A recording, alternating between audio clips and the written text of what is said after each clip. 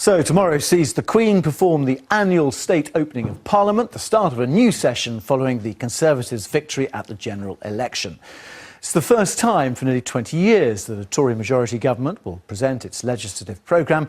But what can we expect to feature? Well, let's go to our chief political correspondent, Vicky Young, who joins us now live from Westminster. So what can we expect to be taken out of the silk purse tomorrow from the Queen, and how radical do we think it's going to be? Well, remember all those promises made by the Conservatives in their manifesto and during the election campaign. Now is the moment where David Cameron has to make those reality and deliver on those promises. And tomorrow we will get a real sense of the direction in which this Conservative government wants to go in the next 5 years. Now, let's begin with the Scotland Bill. This will, of course, give more powers to the Scottish Parliament based on the cross-party Smith Commission. And it will give Holyrood the power to set income tax rates and bans, as well as control over a share of VAT and some welfare benefits. Next, of course, the EU referendum bill. David Cameron has promised to renegotiate the terms of Britain's membership with the EU and offer everybody a vote by the end of 2017. And there is some speculation about that vote maybe coming a little bit earlier, although tomorrow we will not get the date of that referendum.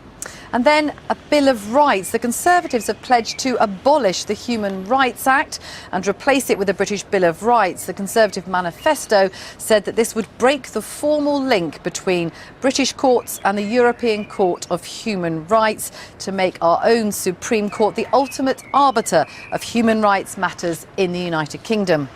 So those, if you like, are the more broadly constitutional big issues that they're going to have to wrestle with. Maybe a bit closer to home, things like the housing bill, which will extend the right to buy to 1.3 million housing association tenants so that more people can own their home. It might also give more help to people to buy, those under 40, giving them up to a 20% discount. And then there's the income tax bill. Now, David Cameron described this in a recent newspaper article as the centrepiece of the Queen's speech. It's a law guaranteeing no rise in income tax rates, VAT or national insurance before 2020, but it will also include a commitment to ensure that no one working 30 hours on the minimum wage pays any income tax at all. And then a real Conservative promise they've talked about for very many years, the reform of strike laws. This is likely to ban strikes from taking place unless 40% of all eligible union members vote in favour of the industrial action. So a real mix there of things for people to look forward to. There are other promises on extending childcare, although they're not due to come in for a couple of years. But it will be a very interesting day tomorrow with a very, very packed programme. OK, Vicky, thank you very much indeed for that roundup of what we're likely to expect in the Queen's speech. Let's discuss this in a bit more detail. I'm joined in the studio by Phillip Blond, Director of independent think tank ResPublica, and Angela Knight, former Chief Executive of Energy UK and the British Bankers Association, also a former Tory MP who served as economics... Gosh, this CV's going on and on. Secretary to the Treasury. All right, and then in our studio in Glasgow is Amma Anwar, a prominent criminal lawyer and human rights campaigner. Thank you all very much indeed.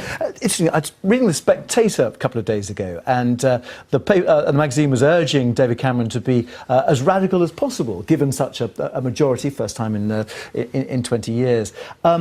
Let's look at some of the things that he's wanting to push through, Philip, especially on the city's devolution bill, for example. So Greater Manchester offered, what is it, £7 billion now instead of the 5. A radical overhaul there. But do people really want this, or is this a political gambit to try and get more power in the north? Well, I think actually it's strikingly popular when actually the regions that are chosen for devolution self-identify as those regions. So Mancunians love the idea of Manchester-based devolution, whereas regional assemblies, which people didn't identify with, were rejected under Blair's government. So actually the idea of city-based devolution is enormously popular.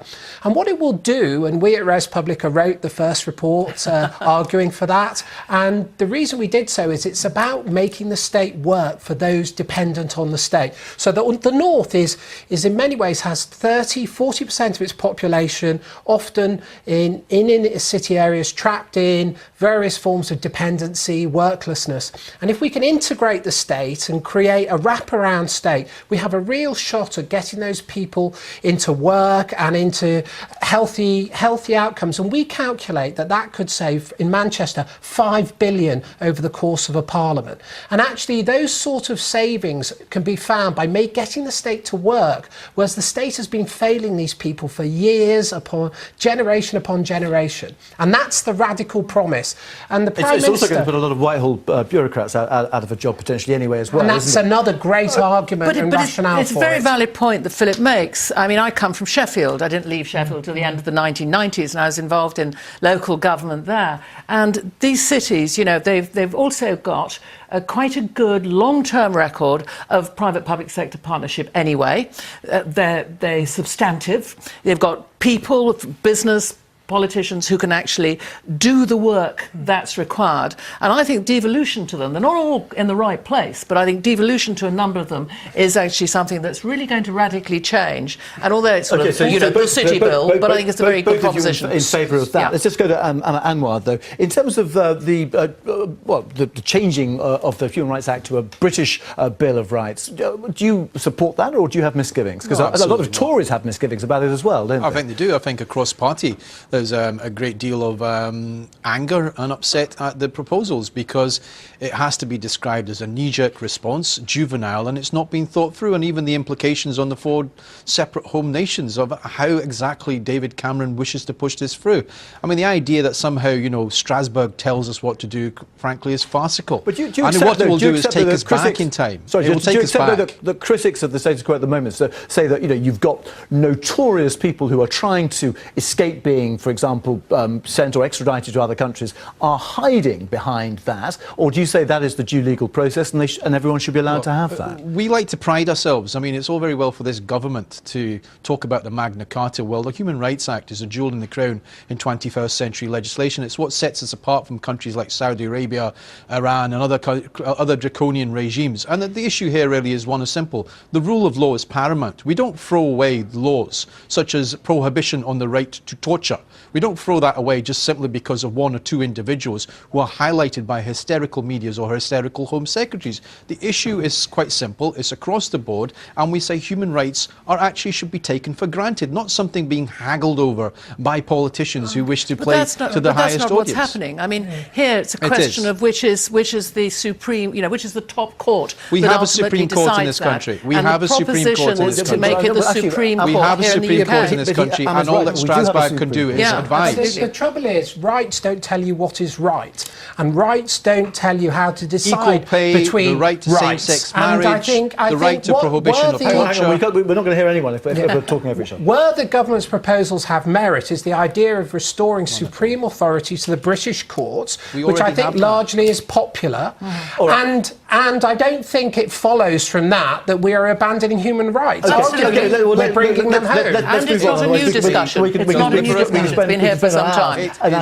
Many years. Let's look, though, if we may, just turn to other things. How much of a problem is he going to have within his own party and in the newly formed Commons now, getting, for example, the strike legislation through, for example? I mean, he's got problems with the Human Rights Act within his own party, but what's the voting going to be like on this strike action, do you think? Well, now is the time, of course, for a new government to say, this is our direction of travel. And as I see it, the Queen's speech is going to be, yes, of course, about a string of bills, but in putting those bills together, it's going to say the direction on which we are going. And he's got the opportunity, and he's especially got the opportunity, as the opposition is broadly speaking in disarray and will be for some time as it talks about itself. And there is very great popularity as well for a restriction on strikes which are considered to be unfair. 40% of members need to have taken part in the ballot for strike action to be legitimate. Absolutely. Of critical industries, of health, of transport, of fire, and I think in schools. So those which affect us all. And things like the tube. But you've also got a situation where,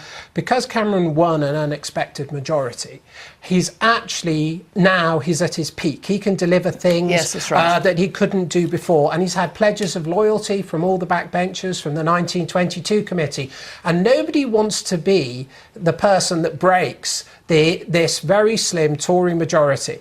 And actually, now is the time, arguably, when Cameron should go for Europe first, when his political capital is at its highest, because this... Which seems to be what he's doing. Which seems to be what he's doing, And which is maybe- going for Although critics would say 2016. he's not actually asking for that much from Europe. And Well, he doesn't need to get that much, because all he's actually doing, arguably, is arguing for a distinction between the institutions of the euro and the institutions of the European Union. And I think he can get that. And I think he can also get welfare. Well, do you know, can we just go on a contributory Can we just go to Economics versus politics Can we just as go to well for Europe. Anwar on that in terms of the welfare cuts and indeed the philosophy, perhaps, you know, in a broader sense of the Tory government. What are your thoughts on that? Well, because I believe yeah, go on, sorry. I believe that £12 billion of cuts are being proposed by the Tory government. It is the most vicious, right-wing, austerity-driven attacks on the poorest and most vulnerable in our society. And of course, David Cameron is a majority, so he thinks he can get away with it. But we have to look at what lies behind this. And the idea is that this is, I suspect tomorrow they'll be talking about aspirations. But actually, it's not about aspirations. It's only about aspirations for the rich. We will see massive tax cuts take place for the rich, whereas the people in this country that will suffer the most are the poor and the vulnerable. And the idea that there's no money simply doesn't wash, because actually, if they went after the corporate bankers, if they went after those people that are robbing this country blind, quite honestly, of billions of pounds, that money would be available. I'm sorry, I'll let you speak. I'll let you speak if you let me finish. Mr. Amos.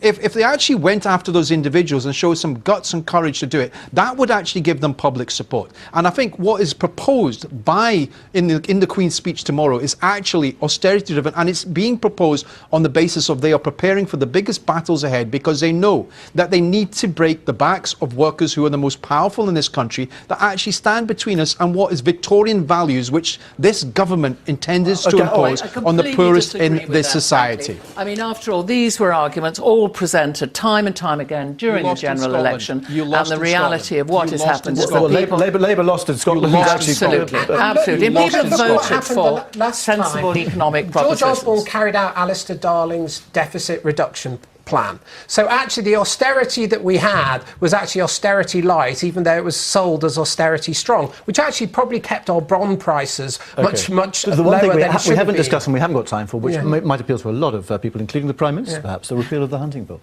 Yes, well, I'll be interested to see whether they bring that one Popular forward. in the countryside. It will be. I think there's going to be a question of how many battles do you Well, it fight. shows where And David I think on the Cameron's top of his bill priorities are going to be things like All right. the European referendum. There are Landowners, going to the be things rich like, and you know, hunters. the Yep. tax and the economic issues. Okay, And I think that is correct. And the devolution that I feel needs to take almost out of place. control here. Can you do all please just quiet now, because I've just told we've got to move on. Anwar, thank you very much. Angela Knight and Philip Blond, thank you very much indeed. you. Full coverage of the state opening of Parliament on the BBC News channel tomorrow.